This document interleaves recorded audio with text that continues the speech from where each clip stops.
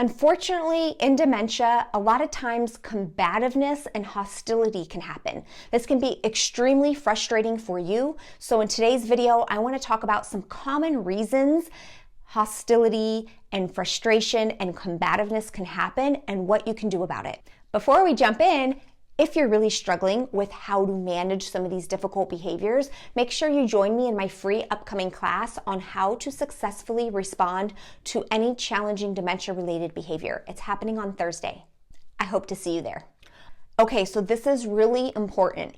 What do you do when the person you're caring for with dementia starts to get frustrated? First, I would encourage you to pause and to think why they might be getting frustrated. What do you think might be an underlying reason for their frustration? And I promise it's not to make your life more difficult. We really want to pause and open our minds and think, why might they be getting frustrated right now?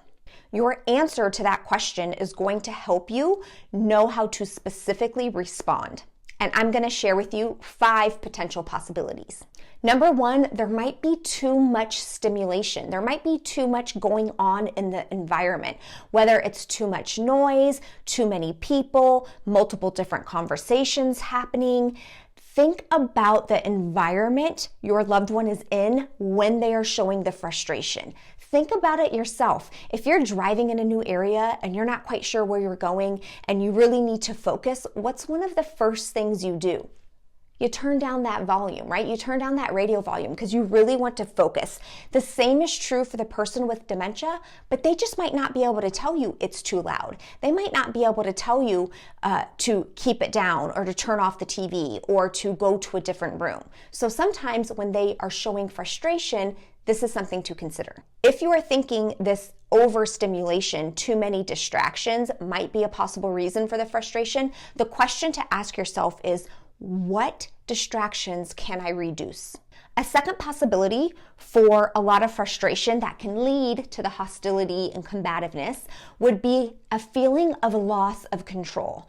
As we get into our caregiving routines and we're just like moving and shaking and doing all the things that we need to do to keep everything going, it's really easy to stop offering the person with dementia choices throughout the day. Sometimes offering simple choices like what they want to eat, what show they want to watch on TV, who they want to talk to on the phone can help give them a sense of control and reduce frustration.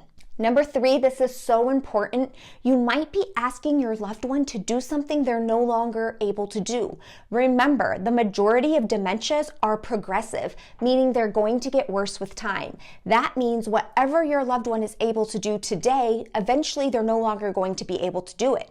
So it's important to try to match whatever activity you're giving them to their current ability level. That means that sometimes the approach you take is going to have to change. Sometimes what you ask them to do is going to have to change, and you might need to think about how you can adapt certain activities to meet them where they are at with their physical and cognitive ability levels. So pay attention to what it is you might be asking them to do or what it is they might be trying to do themselves that could be leading to frustration, and ask, how can I change this to make it easier for them or to help them be more successful at that task?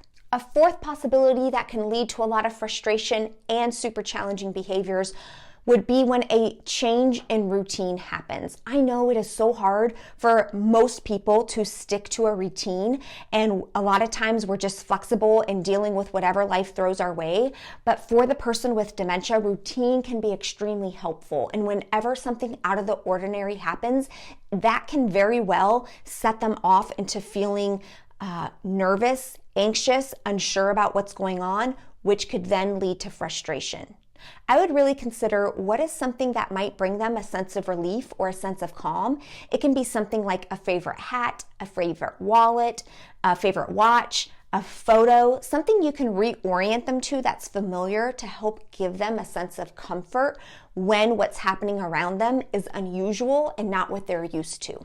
You can also just be mindful of keeping them updated on what's going on, letting them know, perhaps even having visual reminders or verbally reminding them throughout the process can also be helpful. Helping to keep them oriented and helping to keep them feeling safe while these challenges and changes are happening can make all the difference. Oh, and the fifth reason somebody with dementia might be showing a lot of frustration that leads to combativeness and hostility.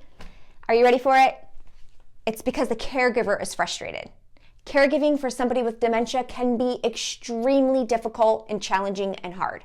There will be times when you are frustrated, and your loved one with dementia might have no understanding about what is causing that frustration or what is going on that's leading to your frustration, but they absolutely can tell when you're frustrated, upset, or angry. So even if they don't understand all the reasons, they're definitely picking up when you're feeling that way. So pay attention to how you're interacting and engaging with your loved one with dementia. The way you interact with them, the way you show up with them, that's going to make a huge difference in how receptive they are to you. There are so many other reasons somebody with dementia might be showing frustration leading to hostility and aggression. These can be things as toileting needs, them being thirsty, them being hungry, medication side effects, so many reasons. So you always want to be keeping in touch with their primary care providers, with their healthcare providers, and going back to the very first thing I mentioned in this video, asking yourself, what might be the underlying cause of this? I love that question because it reminds you there is some sort of underlying cause to their behavior that we are working on figuring out, right? We're not stuck on our frustration and thinking that they're doing this on purpose or that they're trying to make your life more miserable or difficult, because when you think that, it's just going to lead to you feeling more frustrated. And we just talked about how that's just going to make your loved one more frustrated. And we don't want that for either one of you. Also, here's a quick bonus tip. Careblazer, you know your loved one best, right? You know what things in the past maybe they didn't like, maybe set them off, maybe bothered them. Is it possible that any of those factors might also be in play now? It's unlikely the person with dementia is going to be able to just verbally tell you exactly what it is that is making them upset or making them frustrated. You're gonna have to look at the clues, look at the surroundings, put on your detective hat to try to figure that out on your own.